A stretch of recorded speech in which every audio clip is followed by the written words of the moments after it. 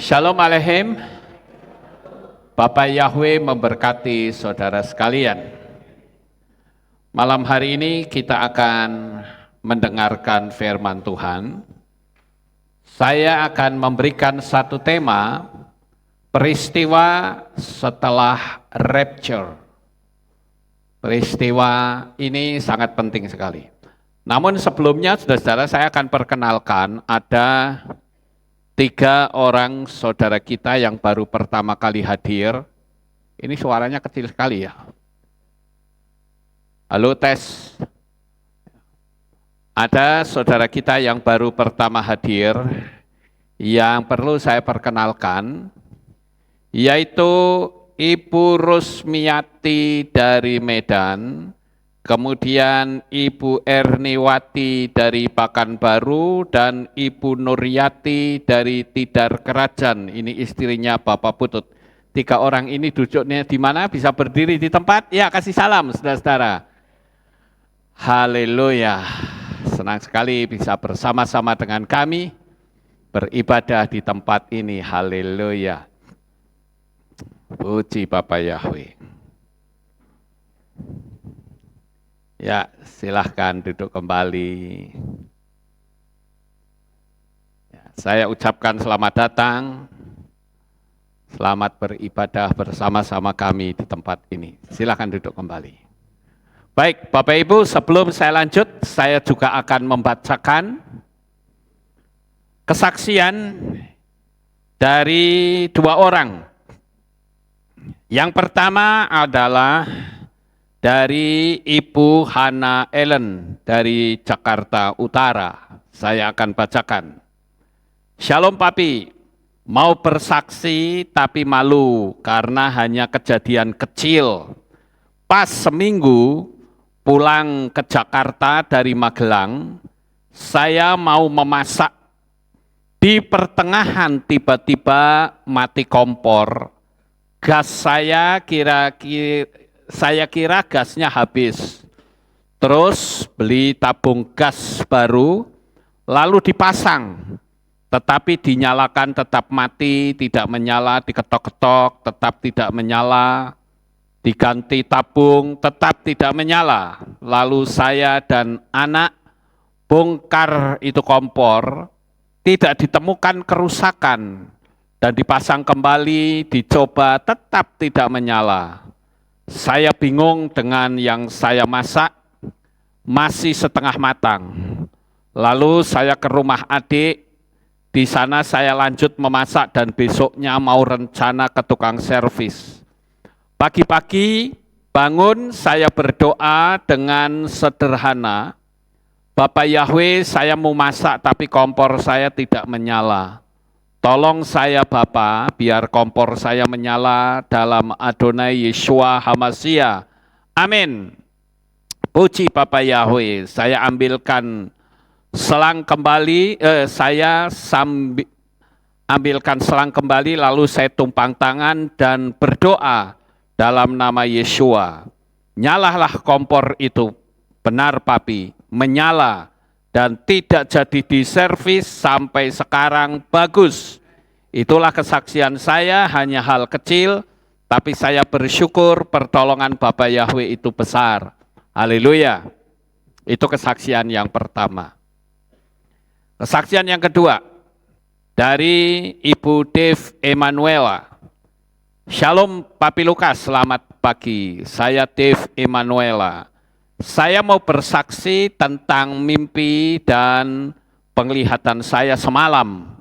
Sebelum Bapak Yahweh cerita, waktu saya berdoa saat teduh pagi hari, Engkau akan kuberi mimpi penglihatan dan sampaikan pesan ini kepada setiap orang yang kau jumpai. Dan baru tanggal 13 September 2023 ini, saya diberi mimpi penglihatan itu. Biasanya saya ini susah tidur. Kalau belum saat teduh, jam 2 pagi sampai selesai, baru bisa tidur. Dan semalam saya sangat ngantuk sekali. Jadi saya ketiduran, akhirnya mimpi. Biasanya kalau mimpi itu lupa. tetapi kalau yang dari Bapa Yahweh selalu ingat. Dan beneran diberi mimpi penglihatan pesan dari Bapa Yahweh untuk mengingatkan kepada kita semua untuk selalu berjaga-jaga dalam menantikan rapture. Jangan lengah, serigala sedang mengaum-ngaum, siapa saja dapat ditelannya. Baru tidur kira-kira jam 10 malam terbangun, jam 12 malam ada algojo dan teman-temannya, ada satu algojo yang cukup besar badannya dan bentuknya seperti binaragawan tapi jalannya seperti robot. Mereka ada sekelompok jalan-jalan mencari mangsa dan bertemu dari salah satu perempuan di jalan, direbutnya perempuan itu dengan kasar sekali. Mau diperkosa di jalanan, tetapi perempuan itu belum sampai diperkosa, perempuan itu sudah mati lemas. Karena badannya dibentur-benturkan seperti orang mencuci baju yang dibanting-banting di atas batu kali yang besar. Dan saya langsung berlari pulang, memberitahu dan naik ke lantai 2. Saya ceritakan sama semua orang di atas lantai 2 yang saya lihat tadi di jalan dengan ngos-ngosan, berapi-api, cerita saya dengan ketakutan ke setiap orang yang saya jumpai. Saya bilang pintu harus ditutup rapat-rapat. Cepat, ada algojo yang besar dengan kekuatan yang besar sedang mengamuk. Tutup. Supaya algojo tidak masuk rumah kita. Dia itu pembunuh, menganiaya orang-orang di jalan, dan jangan lupa menggrendel dan mengunci yang kuat. Tetapi grendel sama kunci nggak bisa nutup dengan solid, karena pintunya mulai rusak.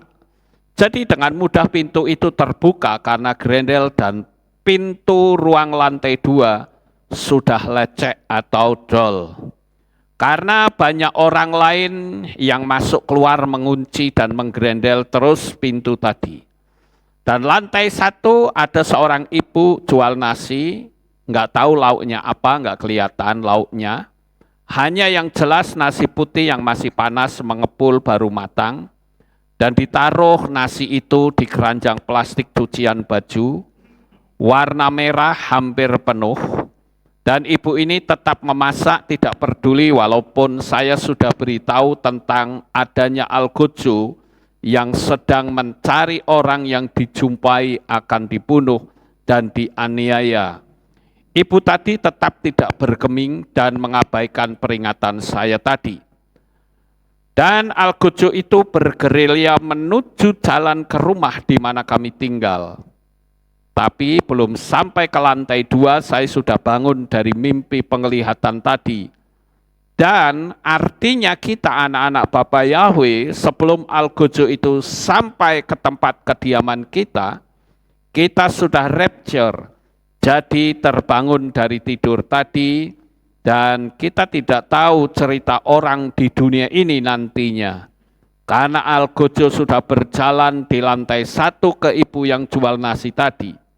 Jadi kita harus berjaga-jaga senantiasa, jangan sampai ada orang yang menggagalkan keselamatan kita. Walaupun kita dipengaruhi dengan yang kelihatan, lebih rohani dari iman kita dengan ajaran ayunan.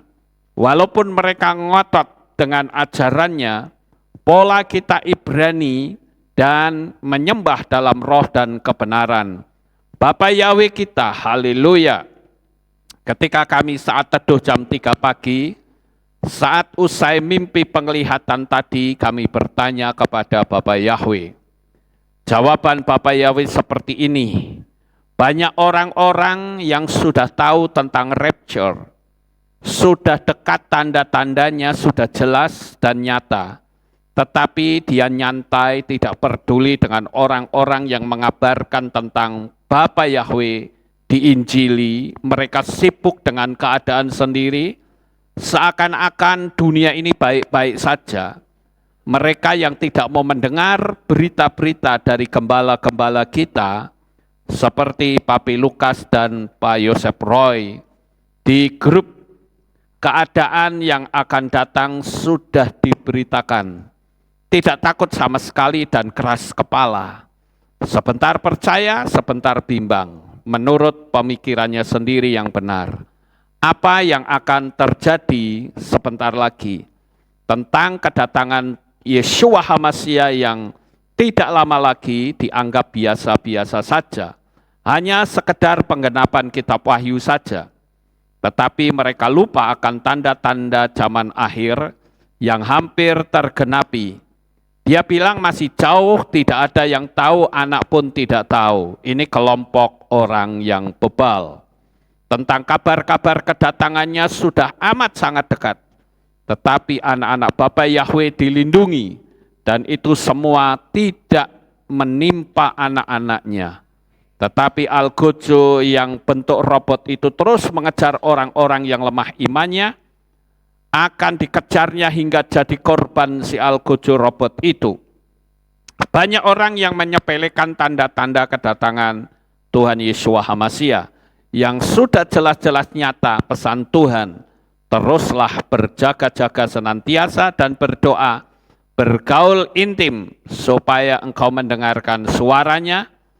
Dalam arti terbangun tadi sebelum Algojo sampai ke lantai kediaman anak-anak Bapa Yahweh, ceritanya kita sudah diangkat ke Syamaim, dan Algojo itu menuju ke ibu yang jual nasi di lantai 1, yang diperingatkan tadi tidak bergeming, dan mengabaikan diberitahu supaya berhati-hati ada Algojo yang akan membunuhmu. Dan selanjutnya saya terbangun dalam arti sudah rapture. Algojo itu terus mengamuk, banyak korbannya. Sekian kesaksian saya ini. Semoga kita terus berjaga-jaga Maranatha sampai rapture kita semua diangkat ke Syamaim yang kekal selamanya-lamanya. Bapa Yahweh memberkati kita semua. Amin. Yohanan 10 ayat 8 sampai 11. Ya, itulah dua kesaksian yang saya sudah bacakan. Memang kalau saya perhatikan sekarang ini, Bapak Ibu, banyak sekali orang-orang yang mendapatkan penglihatan atau mimpi yang bentuknya itu selalu sama. Ya, apakah mereka yang sudah memanggil nama Yahweh maupun yang masih memanggil nama Arab Yunani atau Ayunan tadi. Jadi bentuknya sama. Makanya saya katakan di sini betul-betul waktu sudah tidak lama lagi. Jangan sampai kita ketinggalan. Amin. Nah, sekarang kita akan masuk ke materi saya. Peristiwa setelah rapture. Saya akan ceritakan terlebih dahulu atau sampaikan apa itu rapture. Mungkin saudara bilang, Pak Lukas sudah sering ngomong begitu. Tapi nyatanya saudara, sekarang ini video saya atau channel saya itu mulai diakses oleh orang-orang yang bukan dari kelompok pengagung Bapa Yahweh. Ada sudah 2 orang yang WA saya yang menanyakan apa itu rapture. Waduh, kasihan banget ya saudara. Saya sempat tanya, kamu menjadi orang percaya itu sudah berapa lama? Oh, saya dari kecil. Dari kecil, kok nggak ngerti rapture? Lah habis nggak diajarin di gereja saya. Saya tanya, kamu mau cari agama? Apa mau cari keselamatan? Kalau kamu cari agama, kamu akan gugur imanmu di tengah jalan. Tapi kalau kamu mau cari keselamatan, ikuti channel saya. Ya, karena channel Lukas Sutrisno ataupun Kehilat Aleph Tau itu mengajarkan, bukan ngajarin agama, tidak. Tapi saya ngajarin tentang keselamatan, yang mana sebentar lagi akan terjadi rapture. Apa itu rapture? Nah, ini saya terangkan aja dulu. Rapture itu begini saudara, rapture itu artinya diangkat ya. Jadi kondisi kita nih seperti sekarang ini, tiba-tiba orangnya itu hilang, saudara, hilang gitu. Itu seperti kayak masuk ke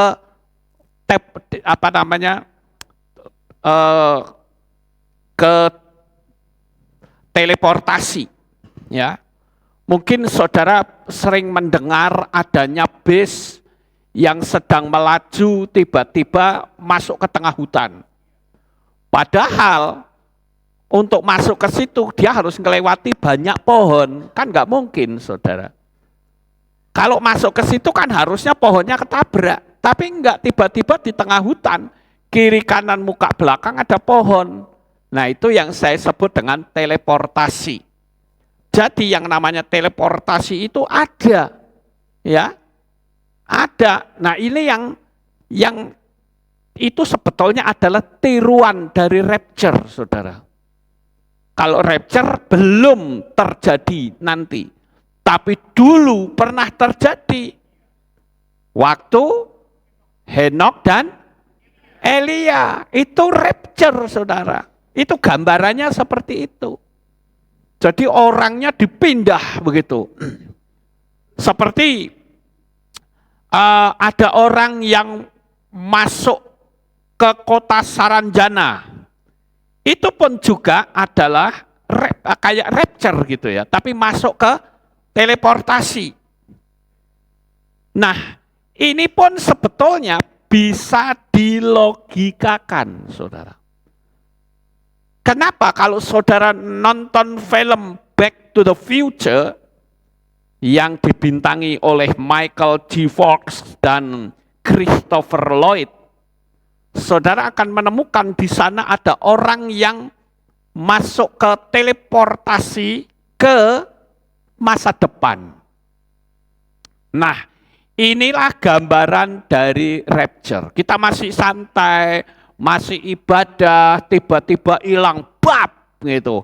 Hanya dalam sekejap mata. Itu yang namanya rapture, saudara. Sampai di sini paham? Ya, jadi saya terangkan dulu rapture supaya tahu. Karena ternyata di luaran sana kok banyak orang yang nggak ngerti. Kasihan banget ya. Katanya sudah jadi orang percaya dari bayi, rapture nggak ngerti, saudara. Wah, ini kasihan banget ya. Lalu yang jadi pertanyaan, ini Pak Pendetanya ngajarin apa? Apakah hanya ngajarin budi pekerti? Hanya itu saja? Ya? Atau masuk ke dunia alam roh? Ini benar-benar terjadi, saudara. Nah, rapture itu sebentar lagi akan terjadi. Ya. Nah, mana buktinya? Ayatnya mana? Nah, malam ini saya akan tunjukkan ayatnya. Ada 3 ayat yang akan saya bacakan untuk saudara. Yang pertama yaitu di Lukas 17 ayat 34. Di sana dikatakan, aku berkata kepadamu, pada malam itu akan ada 2 orang di atas satu tempat tidur, yang seorang akan diambil dan yang lain akan ditinggalkan.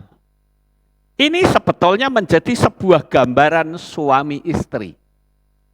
Di satu tempat tidur itu gambaran suami istri. Yang satu ditinggal, yang satu diangkat. Artinya yang namanya rapture itu sifatnya pribadi lepas pribadi. Nggak peduli itu suami istri, nggak ada istilah seperti pepatah Jawa yang berkata surga nunut neraka katut. Nggak bisa, saudara. Kalau orang yang satu iman, yang mengandalkan dan percaya sungguh kepada Bapa Yahweh, maka orang itu akan terangkat, akan rapture. Kemudian di pasal yang sama ayat 35. Akan ada 2 orang yang sedang menggiling bersama-sama, dan seorang akan diambil dan yang lain akan ditinggalkan.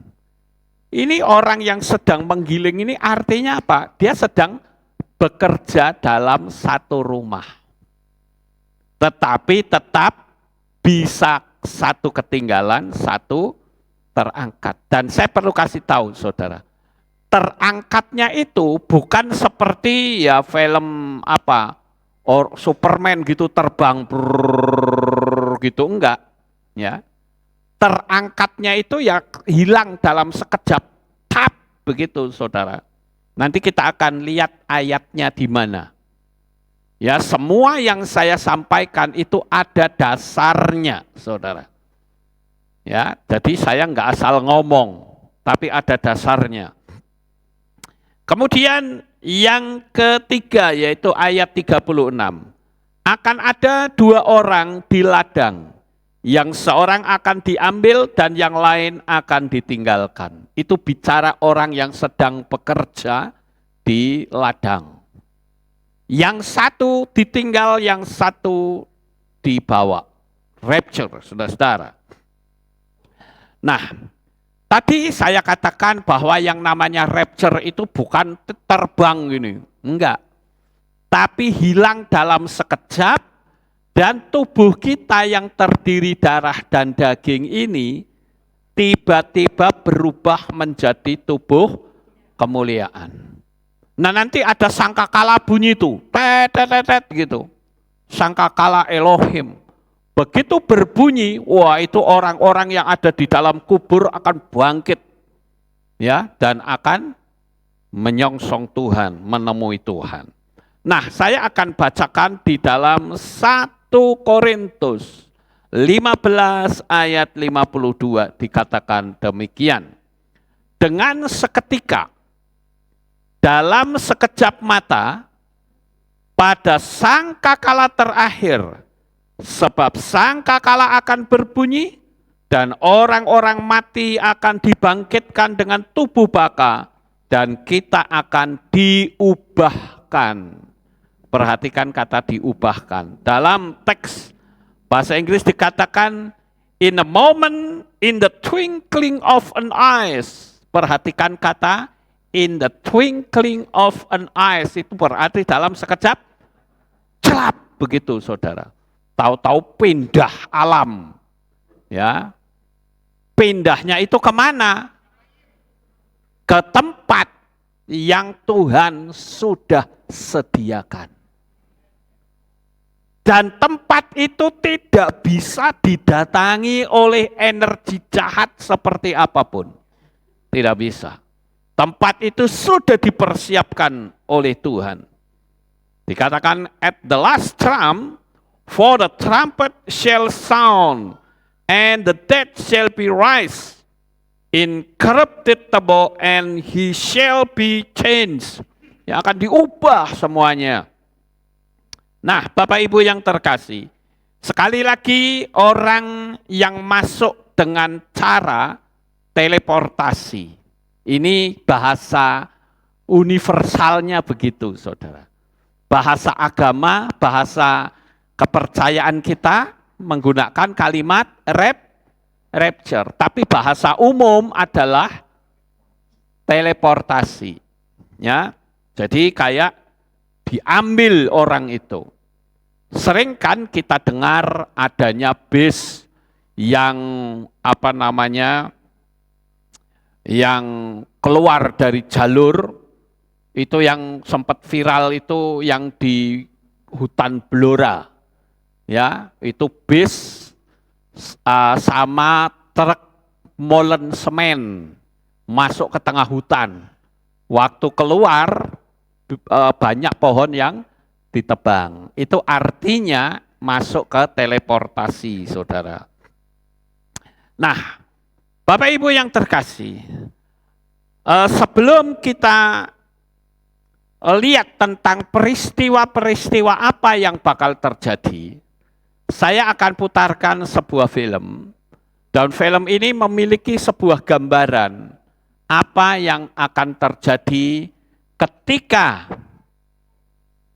terjadi rapture. Saudara amati video itu, karena seperti kita ketahui bahwa sebelum peristiwa itu terjadi sudah diramalkan terlebih dahulu oleh film The Simpsons. Beberapa waktu yang lalu ketika Hawaii itu terbakar, itu juga sudah diramalkan, saudara. Ada senjata laser yang membakar kota dan kejadiannya sama persis, saudara. Nah, kita akan lihat videonya bagaimana peristiwa rapture itu sangat mengerikan. Nanti melalui gambaran ini saya akan sedikit memberikan penerangan kepada saudara dan apa yang harus kita lakukan. Sekarang kita akan saksikan videonya. The Simpsons is warning us about this Bible event. Check this out. Rapture?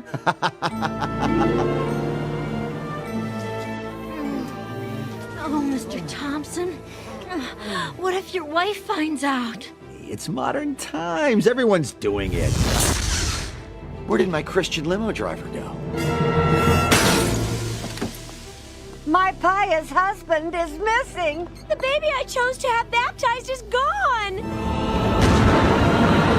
Mr. Thompson, what's happening? It's the rapture, Shauna. The rapture. The virtuous have gone to heaven, and the rest of us have been left below. We were fools. And because we rejected God, tacitly accepting Satan, we must suffer through the apocalypse.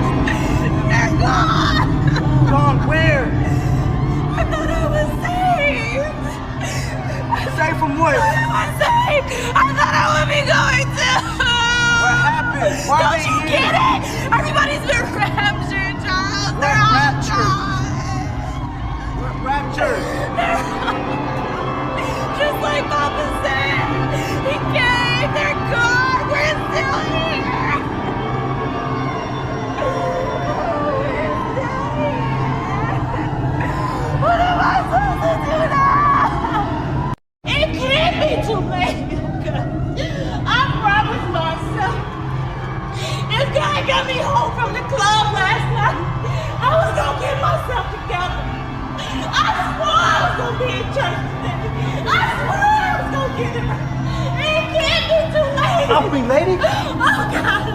God, I'm here!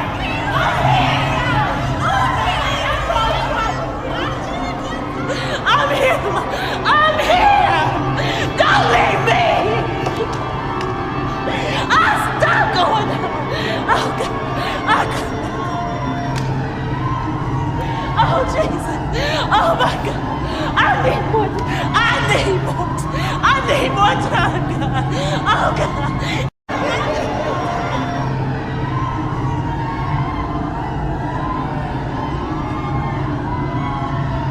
It's over! We've all been left behind. What do you mean left behind? Where is everybody? What happened? They're gone. They're all gone. Where did they go? What's over? Life. Life as we know it. It can't be. Don't you get it, man? It wasn't just talk. It finally happened. Get your hands off of me! There's gotta be something that we can do. There's gotta be a way that we can go too.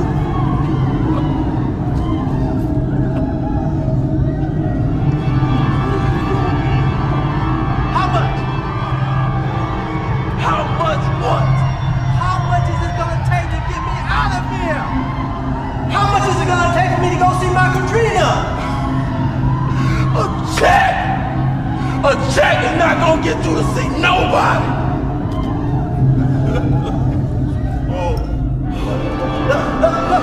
Here's $1,000. That's all all I have on me now, but I can go to the vending machine and get more if you need to. Here, take it. Don't you get it, man? Your money is worthless now. What do you mean worthless? I'm Ronnie Kilgore. It wasn't worthless when you were having all those anniversaries, those special sessions, and asking for tithes. You're Riley Kilgore. Yeah. Don't you get it, Riley?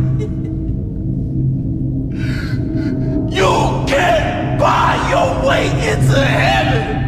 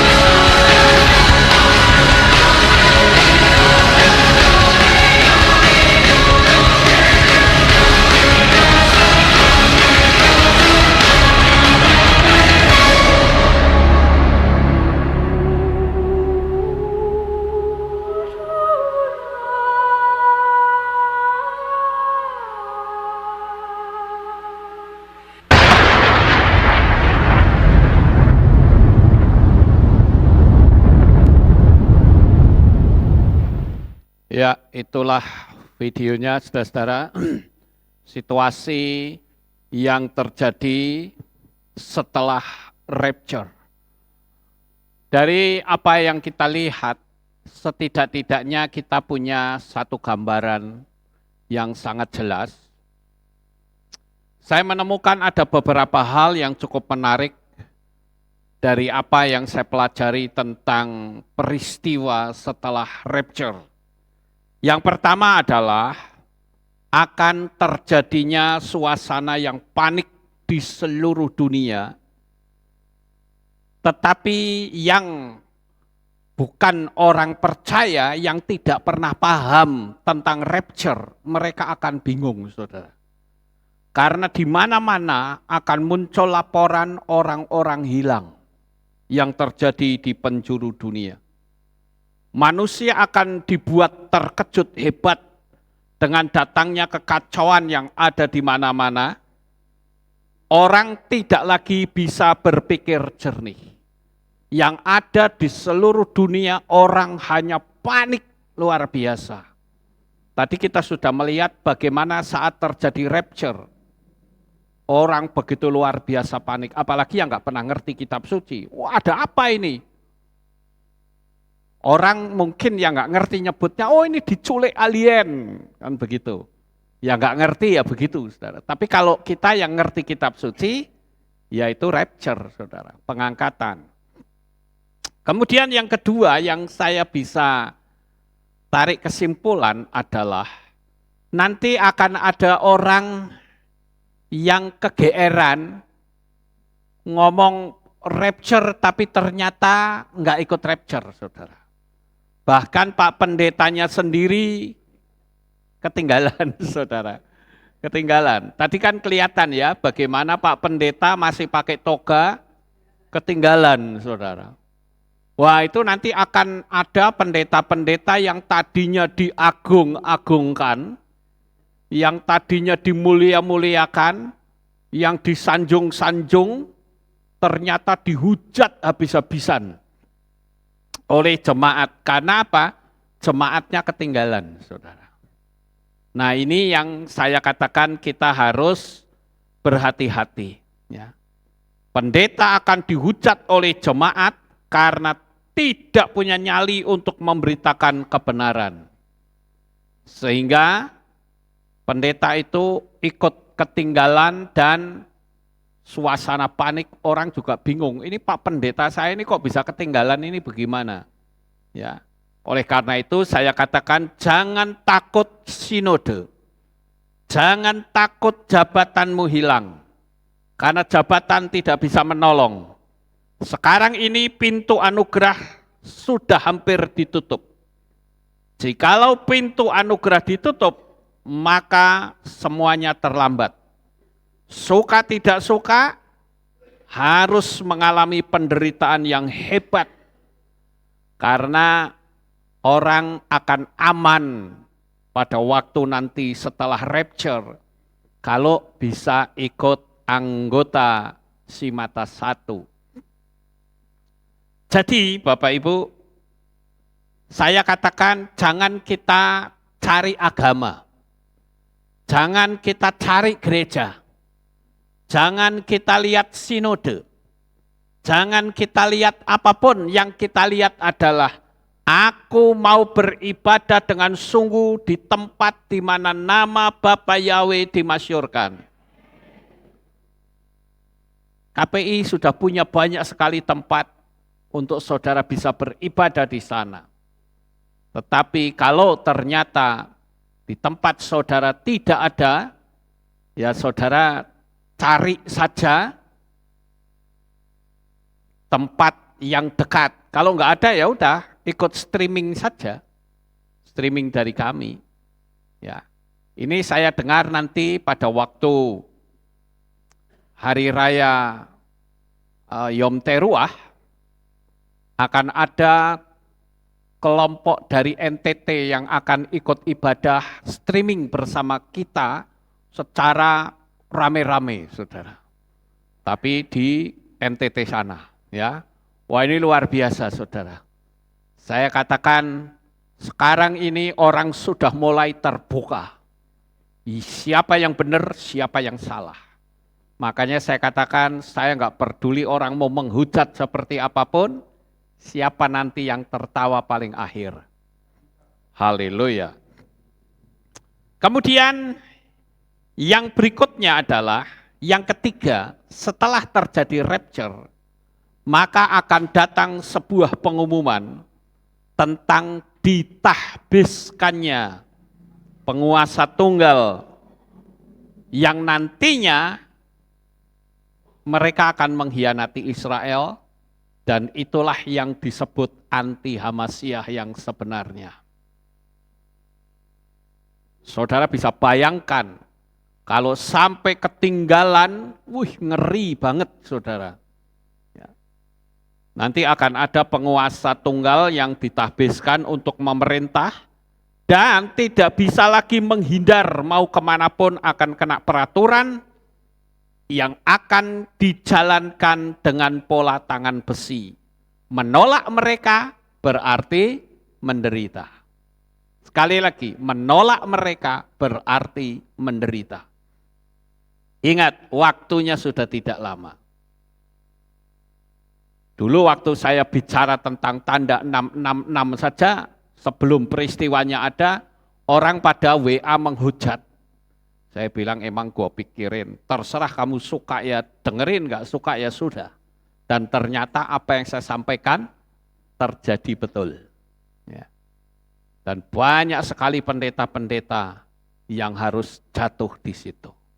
Masih bagus kalau dia minta ampun, dia bertobat, saudara. Jadi nanti akan ada peraturan dengan cara tangan besi. Karena ingat, pada waktu rapture itu tidak ada Roh Kudus di dunia ini, saudara. Seperti yang firman Tuhan katakan, bahwa yang menghambat itu disingkirkan, ya nanti mereka akan berkuasa. Kalau dulu pertama kali setan masuk ke dunia ini, ngacak-ngacak dunia, dan sekarang juga dia akan ngacak-ngacak dunia. Maka saya katakan hati-hati. Tolong saudara serius dengan masalah ini. Karena sekali saudara ketinggalan, apalagi ada anggota keluarga kita yang rapture, saudara mau minta tolong siapa? Sulit untuk kita bisa melarikan diri. Saudara juga tidak bisa punya uang banyak juga enggak akan kepake. Ya, uang banyak yang saudara miliki enggak akan kepake. Saudara punya rumah bagus pun tidak akan bisa saudara pakai. Kecuali mengikuti jadi anggota mereka, baru aman. Tapi ya aman sementara. Tapi saudara berurusan sangat panjang dengan Tuhan. Maka saya katakan, kalau mau cari selamat, sekarang waktunya. Amin. Cari selamat sekarang, jangan tunda-tunda waktu. Yang keempat adalah akan terjadi penangkapan orang di mana-mana di seluruh dunia. Dulu pun saya sudah pernah memberitahukan kalau di Amerika di semua negara bagian sudah disiapkan giletin. Pertanyaannya, giletin buat apa? Mereka juga siapkan peti mati dari plastik, jumlahnya jutaan.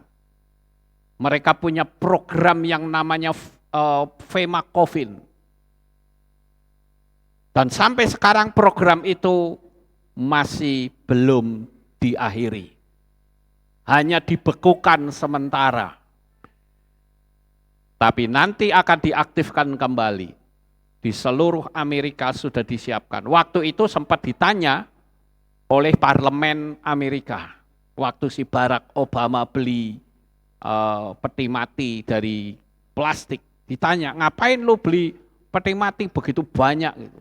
Oh, ini untuk mengantisipasi kalau ada orang yang kena virus, bukan ngomong corona sih waktu itu.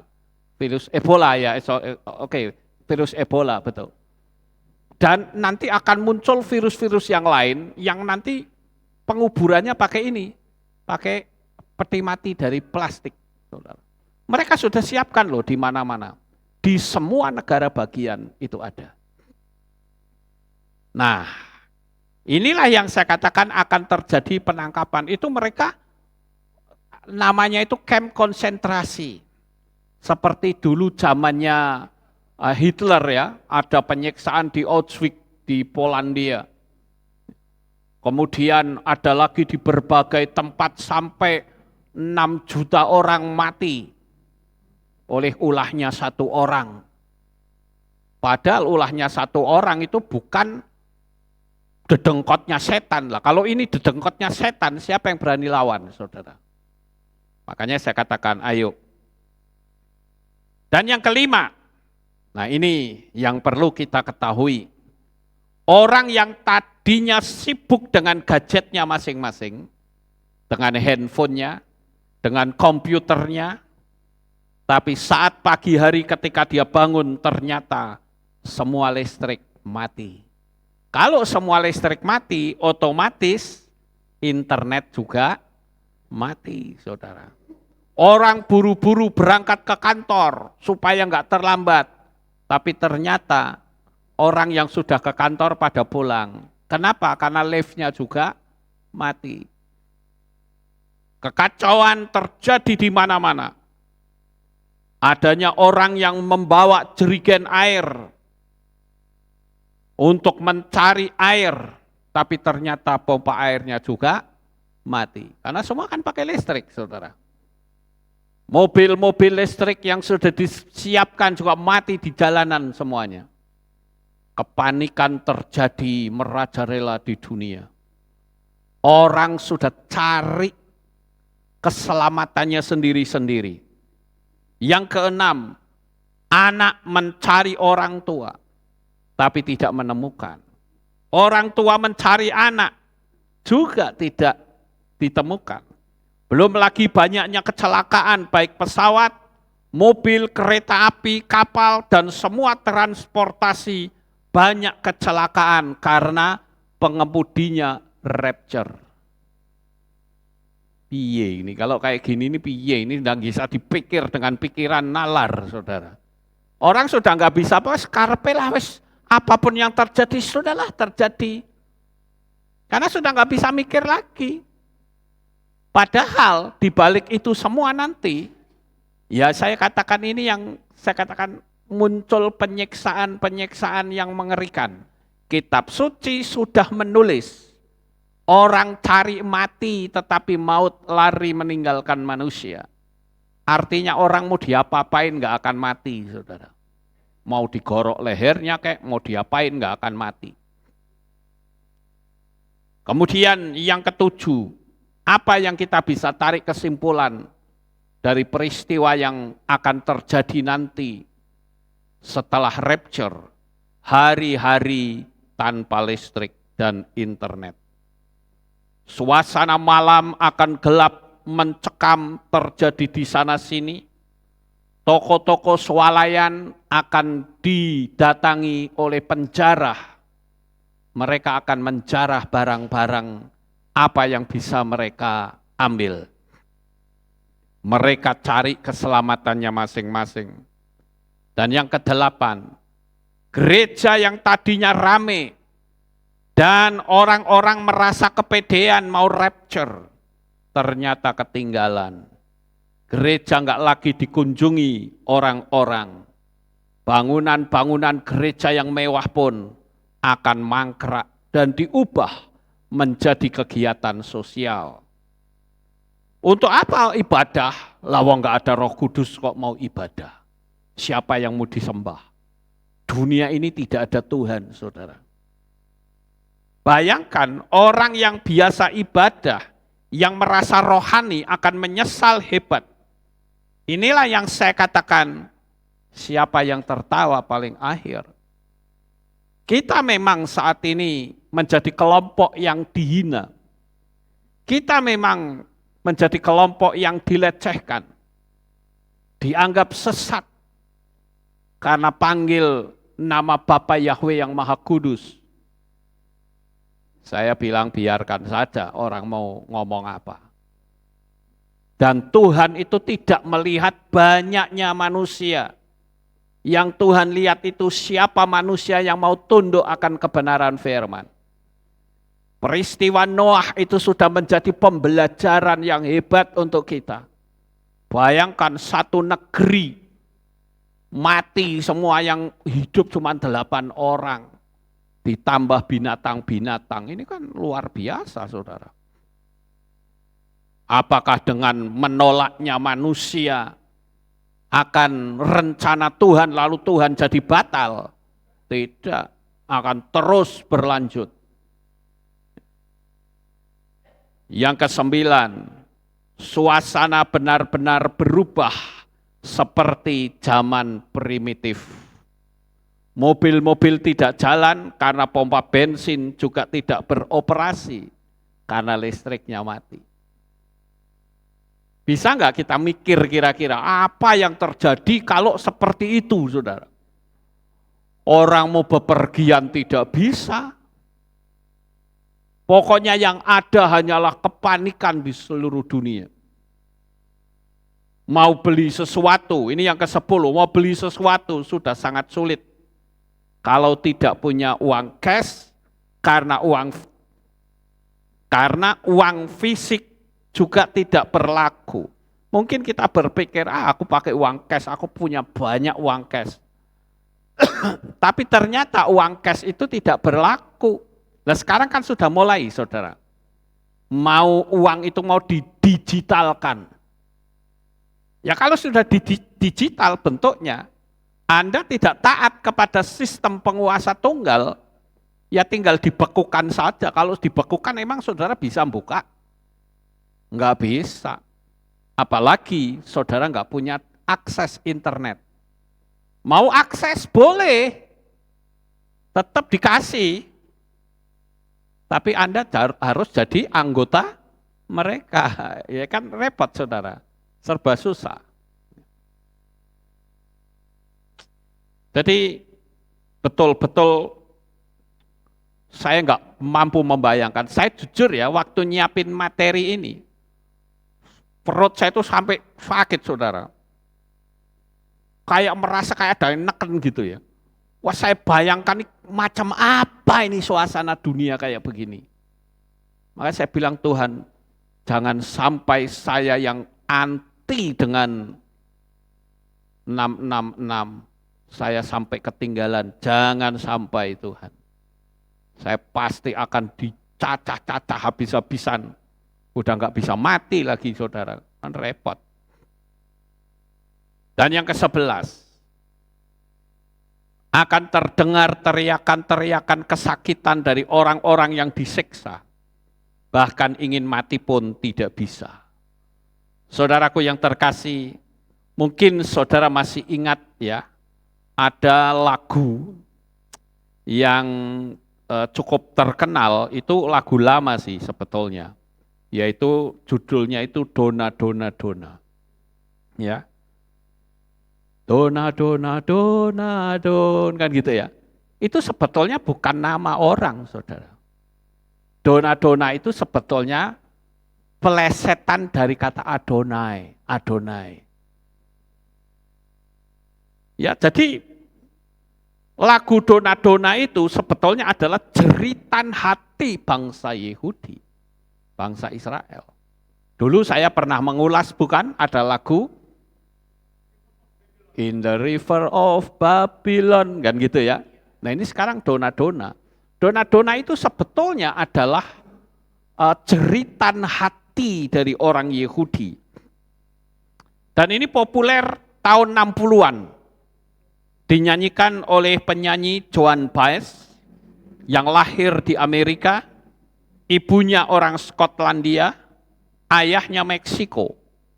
Dan itu sangat populer di Indonesia, terutama di film G atau Suhokgi tahun 2005. Lagu ini aslinya ditulis oleh Shalom Segunda dan Aaron Zeitlin, orang Yahudi.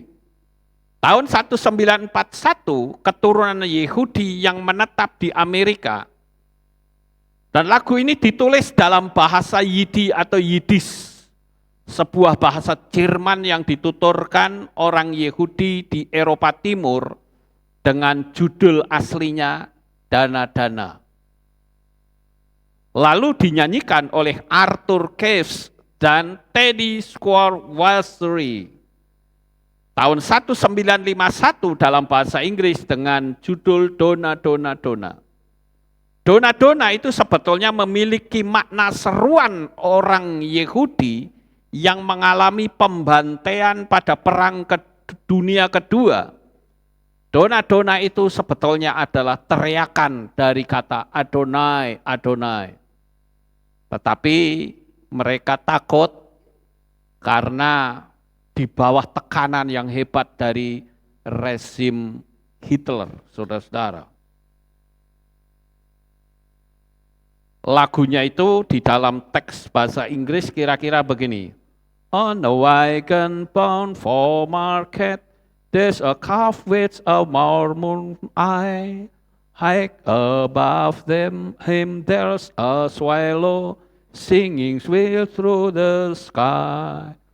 How the wings allowing, they love with all their night. Love and love the whole day through, and half the summer's night. Dona, dona, dona, dona. Pernah dengar gak lagu itu, saudara? Ya, itu cukup terkenal loh. Dulu saya mulai dengar itu sekitar tahun 75. Ya, ini sangat terkenal sekali. Nah, ternyata terjemahannya itu kalau kita resapi itu ngerentes banget, saudara. Terjemahannya itu begini, saudara. Di bait yang pertama, di gerobak yang sedang pergi menuju ke pasar, ada anak sapi dengan matanya yang sedih. Sedangkan jauh di atasnya ada burung layang-layang yang melayang cepat di angkasa. Di bait berikutnya, berhentilah mengeluh, kata petani, siapa yang menyuruhmu menjadi anak sapi? Mengapa Anda tidak memiliki sayap untuk terbang, seperti burung layang-layang yang begitu bangga dan bebas? Anak sapi itu mudah diikat dan disembelih, dan mereka tidak pernah tahu alasannya mengapa. Tapi siapapun yang menghargai kebebasan, bisa menjadi burung layang-layang yang telah belajar terbang. Di bagian referen dikatakan, bagaimana angin tertawa? Mereka tertawa sekuat tenaga, tertawa dan tertawa sepanjang hari. Dan setelah malam di musim panas, dona, dona, dona, atau Adonai, Adonai, Adonai, sampai 10 kali. Mereka berseru. Artinya apa? Orang Yahudi pada waktu itu sedang berkata, Tuhan, kok saya ini seperti anak sapi yang sedang digiring untuk masuk dalam pembantaian tanpa saya bisa ngerti kenapa ini bisa terjadi. Saya pernah mencoba mempelajari, saudara. Apa sih sebetulnya penyebab pembantaian yang mengerikan sampai jumlahnya 6 juta orang Yahudi mati? Kalau saudara pergi ke Israel, kebetulan mampir ke Yad Vashem, kita akan lihat di sana museum pembantaiannya sangat mengerikan. Yang terakhir saya masuk di situ, masuk ke ruangan, bagaimana saya melihat anak-anak kecil seusia cucu saya dibantai habis-habisan. Saya masuk saja saya bisa mencucurkan air mata. Belum lagi dibarengi dengan suasana yang remang-remang, dengan foto anak-anak yang mati dibantai, dibunuh pelan-pelan. Bahkan ada orang-orang dewasa yang perutnya dibeset, kulitnya diambil untuk dijadikan kap lampu.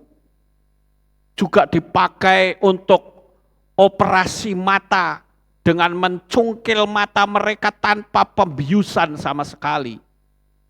Kejinya melebihi ISIS, saudara-saudara. masuk ke ruangan itu, aduh, baru berapa langkah saya sudah mencucurkan air mata. Ya tentu saja sebagai orang yang berlatar belakang keras, dalam hati saya berkata memang si Charlie Chaplin ini kurang ajar ini. Ya. Hitler itu kan kayak Charlie Chaplin, saudara. Ya, kurang ajar. Ini kalau diajak duel juga nggak akan menang. Cuman dia main keroyokan, ya, karena kuasa, sehingga orang-orang Yahudi dibantai habis, disiksa luar biasa. Dimasukkan ke dalam kamar gas, di situ ditunjukkan gas-gasnya. Ngeri betul. Dan mereka bahkan untuk menuju ke tempat pembantaian, tidak boleh ada sehelai benang pun yang menutupi tubuhnya. Ribuan orang, bahkan ratusan ribu orang disuruh jalan tanpa busana, tanpa sehelai benang pun, jalan pelan-pelan menuju ke tempat pembantaian dalam cuaca yang sangat dingin. Mereka diberondong senapan mesin sampai pelurunya habis, saudara. Orangnya masukkan ke dalam lubang. Coba sekali waktu kalau saudara ke Israel, masuk ke Yad Vashem, mengerikan sekali. Dan itu setan akan mengulanginya kembali nanti setelah rapture, yang dikenal dengan the Great Tribulation atau kesusahan besar. Cuman bedanya kalau yang dulu mati ya mati, kalau yang ini tidak, saudara. Ini nggak bisa mati. Orang mau diseksa macam apapun nggak bisa mati. Ya. Jadi saya katakan lagu ini menganalogikan petani yang membawa seekor anak sapi yang dalam perjalanan menuju tempat pembantaian. Anak sapi yang tidak berdaya itu melihat burung-burung walet terbang dengan bebas di angkasa. Sang petani berkata, siapa suruh ia menjadi anak sapi? Syair ini memiliki makna. Bangsa Yahudi adalah bangsa yang hidup hanya untuk dijadikan tertawaan bangsa-bangsa lain. Terutama Nazi Hitler yang membawa bangsa ini ke pembantaian di kamp-kamp konsentrasi untuk dibunuh secara perlahan-lahan. Karena itu kalau bangsa Yahudi ingin hidup bebas, kebebasan itu harus direbut asalkan mau berjuang. Harapan bangsa Yahudi hanya berseru, Adonai, Adonai, Adonai. Kira-kira intinya seperti itu. Sekarang bayangkan ya Bapak Ibu, kalau sebutlah kita ini, ya, misalnya kita dibawa untuk berjalan menuju ke tempat pembantaian. Orang digorok satu persatu, kita melihat dengan mata kepala kita sendiri. Orang-orang yang bersama kita mati dengan bersimbah darah kemana-mana. Belum lagi kalau itu orang yang kita sayangi, anak kita, cucu kita mau melawan tidak bisa. Gimana itu saudara? Orang belum apa-apa sudah stres duluan. Tapi toh akhirnya semua mati. Kalau saudara ke Yad Vashem, saudara akan temukan itu kacamata sampai satu gudang. Banyaknya begitu, ada sepatu juga. Wow, ngeri sekali. Belum lagi orang pakai talit, dilepasin semua.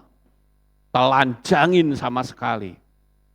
Dan saya katakan, setan yang sama akan melakukan peristiwa yang sama.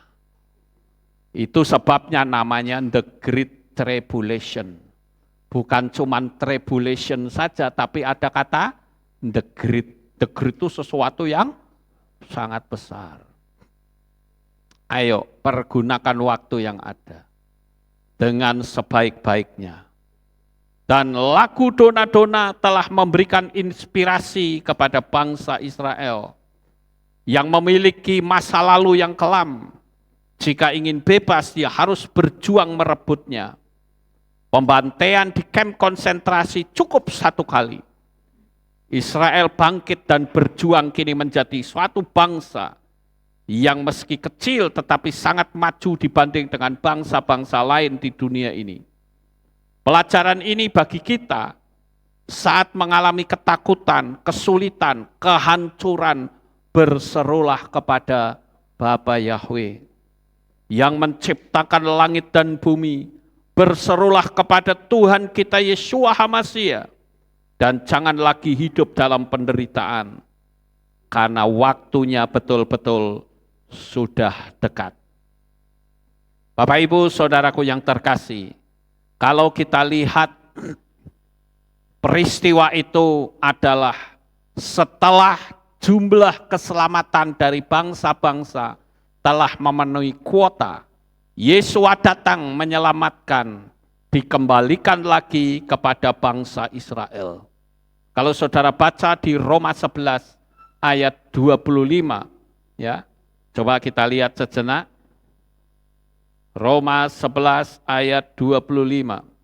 Sebab saudara-saudara, supaya kamu jangan menganggap dirimu pandai, aku mau jika kamu mengetahui rahasia ini. Perhatikan kata rahasia.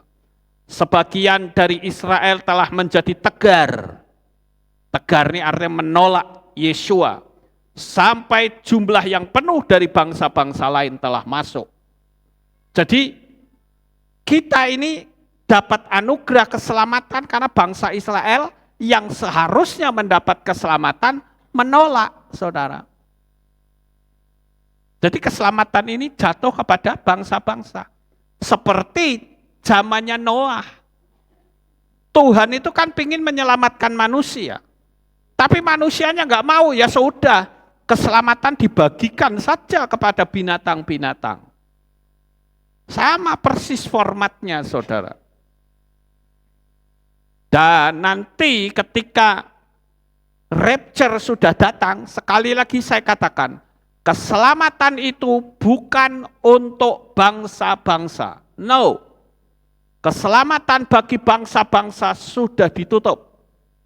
Keselamatannya kembali ke Israel, saudara.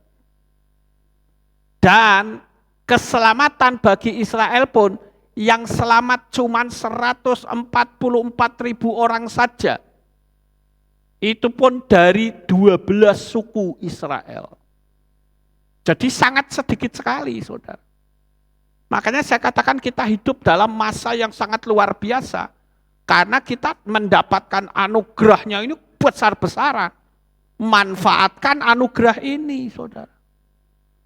Maka saya katakan, ayo, yang belum terima meterai baptisan pembaruan, segera. Karena kita tidak tahu kapan kita mati. Ya. Nah, kita lihat di situ ya, di dalam kitab Gilyahna atau kitab Wahyu, pasal 7 ayat 1 sampai 4. Saya bacakan. Kemudian daripada itu aku melihat 4 malaikat berdiri pada keempat penjuru bumi, dan mereka menahan keempat angin bumi, supaya jangan ada angin bertiup di darat, atau di laut, atau di pohon-pohon. Dan aku melihat seorang malaikat lain muncul dari tempat matahari terbit. Oh sorry, ini saya kok terjemahannya keliru ya. Saya ulang. Dan sesudah hal-hal ini, aku melihat 4 malaikat yang berdiri pada keempat penjuru bumi, yang memegang keempat mata angin bumi, sehingga angin tidak dapat berhembus di atas darat, tidak juga di atas laut maupun di atas setiap pohon. Jadi semua angin itu dihentikan, saudara. Dan aku melihat malaikat lain muncul dari arah terbitnya matahari, dengan memegang meterai Elohim yang hidup. Dan dia berteriak dengan suara nyaring kepada keempat malaikat, yang pada mereka telah ditetapkan bagi mereka untuk merusak darat dan laut, dengan mengatakan, jangan kamu merusak darat atau laut ataupun pepohonan, sampai kami dapat memeteraikan hamba-hamba Elohim kami pada dahi-dahi mereka. Dan aku mendengar jumlah mereka yang telah dimeteraikan 144.000 orang yang telah dimeteraikan dari setiap suku anak cucu Israel. Jadi yang disebut dengan hamba-hamba Elohim, sekali lagi itu bukan bangsa-bangsa. Ingat itu saudara. Pokoknya keselamatan bagi bangsa-bangsa itu sudah berakhir. Pintu anugerah sudah betul-betul tertutup rapat. Yang disebut hamba-hamba Elohim adalah orang-orang Israel yang sekarang ini menolak Yeshua sebagai Tuhan dan Juru Selamat, dan yang tidak mau menyebut nama Bapa Yahweh. Diperkuat dengan Gilyahna atau Wahyu pasal yang ke-14 ayat yang pertama. Dan aku melihat dan lihatlah anak domba yang berdiri di atas bukit Sion. Dan bersama dia ada 144.000 orang yang mempunyai apa? Nama bapaknya yang tertulis pada dahi mereka. Ada nama Bapa. Sekarang mereka tidak mau sebut. Sebutnya Hashem, Adonai. Kalau ditanya, siapa Tuhanmu? Ya Hashem. Hashem itu siapa? Ya Tuhan. Lah kamu mumet saudara. Padahal kitab suci jelas mengatakan, Hodula Yahweh kir ubismo. Bersyukurlah kepada Yahweh, panggillah namanya. Itu jelas. Ada kalimat perintah. Tapi orang tidak mau memanggil. Ini sangat mengerikan, saudara. Ya, jadi kita harus berhati-hati di sini. Kemudian selanjutnya, karena apa? Di dahi mereka ada nama Bapa. Nah ini, saudara, inilah yang selamat. Ada nama Bapa. Karena orang Yahudi sekarang sejak pembuangan di Babel tidak lagi memanggil nama. Mereka bilang, oh nama itu kan terlalu kudus. Tidak boleh dipanggil. Kalau begitu berarti Yesua enggak kudus dong. Mungkin orang akan berkata, kami tidak percaya kepada Yesua. Sebetulnya itu menyangkali diri sendiri. Di kitab Talmud itu ada Yesua. Cuman sayangnya Yesuanya dilecehkan di kitab Talmud. Ya. Saya pernah menerangkan itu. Dia bilang katanya, oh ini hanya dipanggil setahun sekali di perayaan Yom Kippur. Karena nama itu kudus harus dipanggil di tempat yang kudus. Emangnya kalau ibadah itu enggak kudus apa? Iya toh? Kita ibadah kan kudus, betul nggak Bapak Ibu? Lah kok tidak dipanggil? Kalau mereka mengakui bahwa ibadah mereka kudus, kenapa tidak dipanggil? Padahal pengakuannya mereka akan memanggil kalau ada di tempat yang kudus. Berarti kalau tidak dipanggil, ibadahmu tidak kudus. Kan begitu saudara analoginya. Ya. Nah Bapak Ibu yang terkasih, kita melihat bagaimana sekarang ada demo-demo di mana-mana tentang 5G. Sekarang ini saudara tahu, ketika 5G itu sudah berdiri, sekarang ada senjata dari pemerintah, tapi belum masuk di Indonesia. Nggak tahu juga deng kalau di Indonesia, tapi ada senjata pakainya senjata frekuensi. Jadi kalau ada demo, ya udah tinggal dipancarkan saja. Frekuensinya dijalankan, itu orang nggak akan tahan. Idenya dari mana?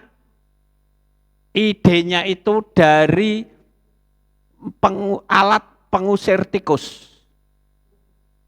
Saudara pernah lihat alat pengusir tikus? Alatnya kecil, pakai ultrasonik. Nggak kedengeran kita, tapi begitu dijalankan tikusnya gelisah, melari semua. Nah itu nanti akan diterapkan di semua negara, di seluruh dunia. Untuk menghalau orang-orang yang berani demo. Dipencet saja, nggak akan tahan mereka. Pasti akan bubar. Itu. Jadi saya katakan lakukan persiapan, jangan terlambat. Banyak berdoa, bentengi keluarga untuk tetap tinggal dalam keselamatan atas nama Bapa Yahweh. Beritahu teman dan siapapun agar darahnya tidak tertanggung atas kita. Dan yang berikutnya, perbaiki mental kita. Jangan suka bertengkar, kepahitan hati, kemarahan, kebencian, dan lain-lain. Belajar berubah, jangan sampai menyesal seumur hidup. Lawang kita ini kan disebut orang-orang rohani.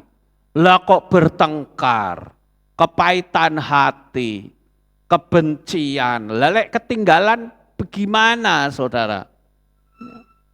Jangan gengsi untuk menerima nama Yahweh. Ya, ini banyak sekali orang-orang yang gengsi. Pendeta kalau ditanya, kamu percaya nggak Bapak Yahweh? Oh percaya. Tapi untuk panggil namanya dengan kudus, oh nanti dulu.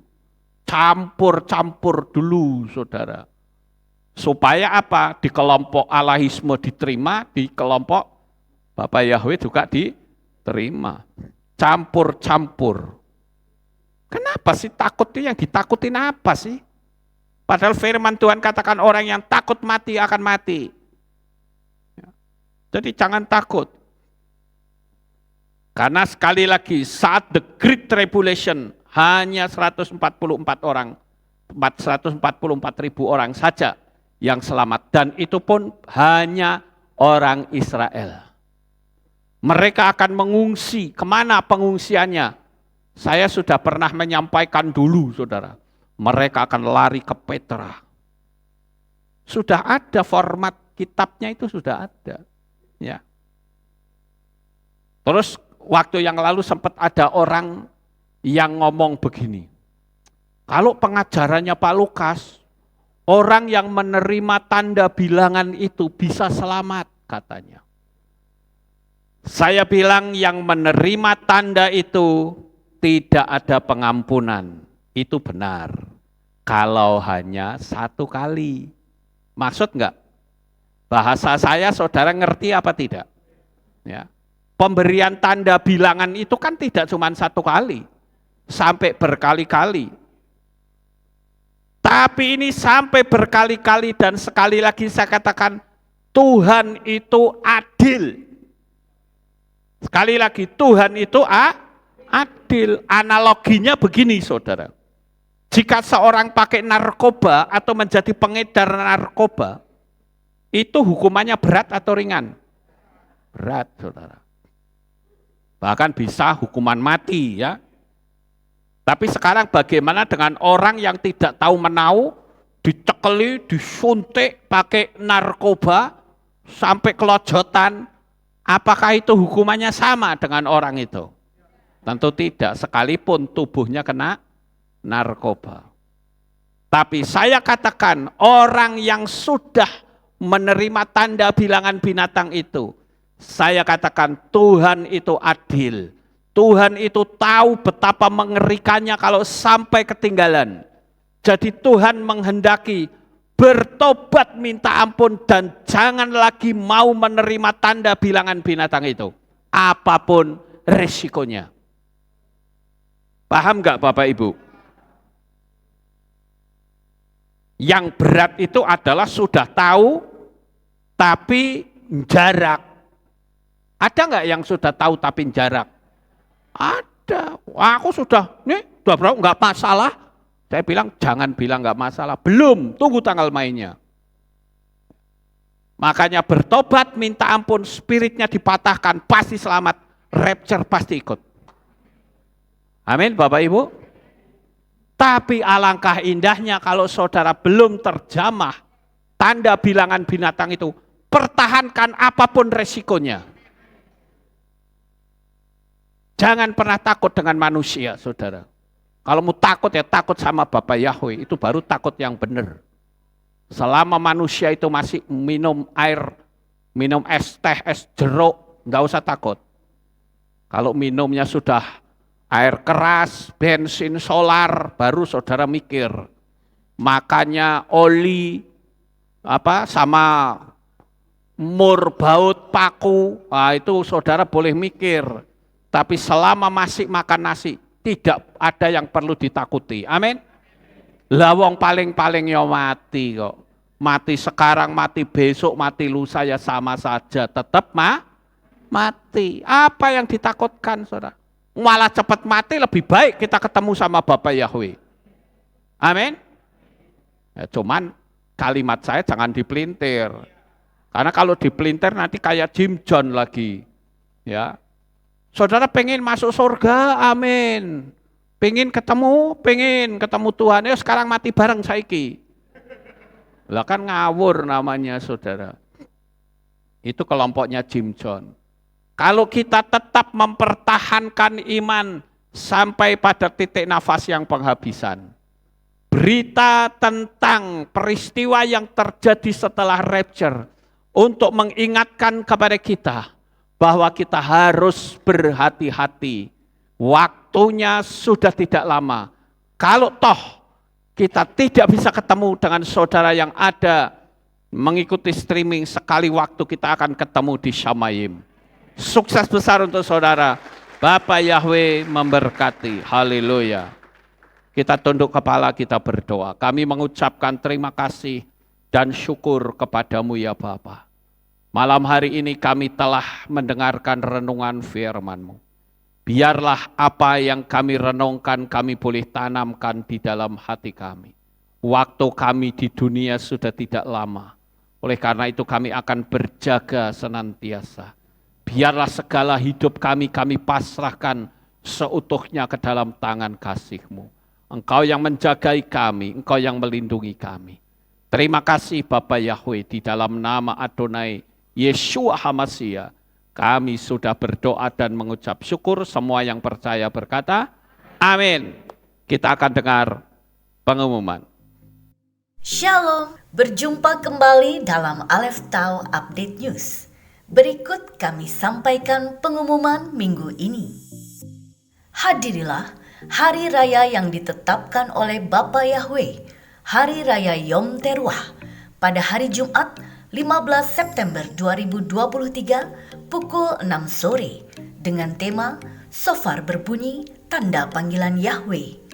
Ibadah Sabat digabung Jumat.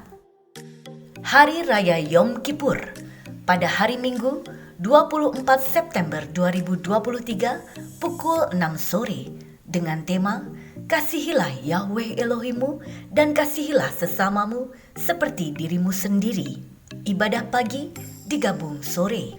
Jemaat dihimbau untuk membawa kertas bertuliskan dosa-dosa untuk dibakar. Jemaat live streaming dapat mengikuti tindakan profetik tersebut di rumah masing-masing. Jemaat dihimbau untuk berpuasa selama 25 jam.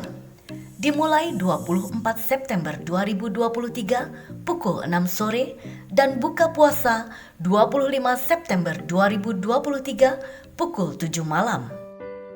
Hari Raya Sukkot pada hari Jumat 29 September 2023 pukul 6 sore dengan tema Berkatnya tercurah di Pondok Daun. Ibadah Sabat digabung Jumat. Dalam rangka memeriahkan Hari Raya Sukkot, akan diadakan kegiatan Jalan Sehat Keluarga Besar Kehilat Aleph Tau Magelang yang dilaksanakan pada hari Sabtu 7 Oktober 2023 setelah ibadah Sabat. Kegiatan ini dimulai dan berakhir di Kehilat Aleph Tau Magelang, terbuka untuk semua jemaat Kehilat Aleph Tau Magelang. Bagi Bapak, Ibu, Saudara yang ingin berpartisipasi dapat menghubungi Bapak Theo di nomor 0812 5940 7799. Demikian pengumuman minggu ini. Sukses besar bagi saudara.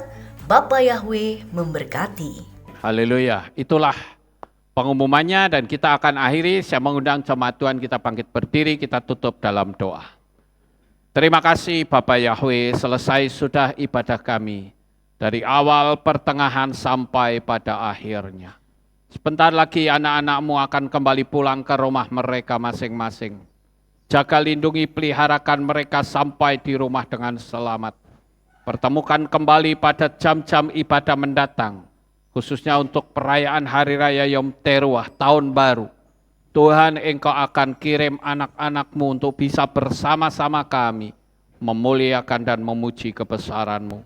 Terima kasih Bapa Yahweh, inilah doa syukur yang kami naikkan kepadamu.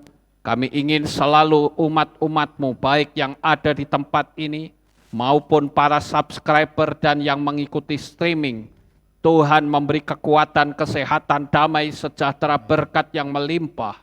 Terima kasih Bapa, inilah doa syukur yang kami naikkan kepadamu. Di dalam nama Adonai Yeshua HaMashiach, kami sudah berdoa dan mengucap syukur. Mari kita angkat tangan kita dan kita akan menerima berkat Kohanim. Haleluya. Yefareke Yahweh wa yismereka.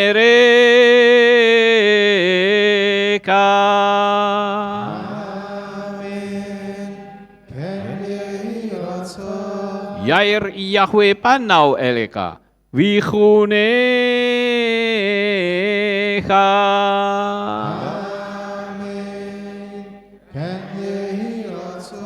Yesa Yahweh panau eleka wa yashem lecha shalom.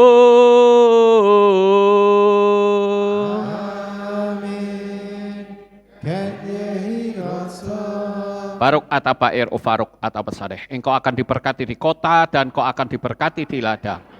Amin. Baruk peripit neka ufri atmatka ufri fahem teka syekar alapeka wa esterotoneka. Diberkatilah buah kandunganmu, diberkati hasil bumimu, diberkati hasil ternakmu, anak-anak lembumu dan anak-anak dombamu. Amin. Baruk tanah kau misarteka, diberkatilah pakulmu dan tempat adonanmu. Amin. Baruk ata boboy kau faruk ata seteka, dan kau akan diberkati pada waktu kau masuk, dan engkau akan diberkati pada waktu engkau keluar. Amin. Baruk ata Yahweh Elohenu melek haolam, besem Yeshua HaMashiach beruah hakodes kile olam faet. Kami sudah berdoa dan mengucap syukur. Haleluya. Amin.